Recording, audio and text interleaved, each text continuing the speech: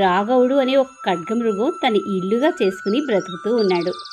రాఘవుడు పెద్ద శరీరంతో బలమైన కొమ్ముతో ఉన్న మనసు మాత్రం చాలా మంచిది. ఎప్పుడూ తన దగ్గర ఏముంది, పక్షులైతే ఎగరగలవు, చేపలైతే ఈదగలవు, కోతులు గెంతగలవు, కానీ నేనెందుకు పనికిరాను, నా రూపం అంతకన్నా భయంకరం అని తన ప్రతిబింబాన్ని నీటిలో చూసుకుంటూ బాధపడుతూ ఉండేవాడు. నెమలి తన రంగురంగు రెక్కలు విప్పి నాట్యం చేస్తూ ఉంది. కుందేలు పచ్చిక బయళ్లలో సుడిగాల్లా పరిగెడుతూ ఉంది.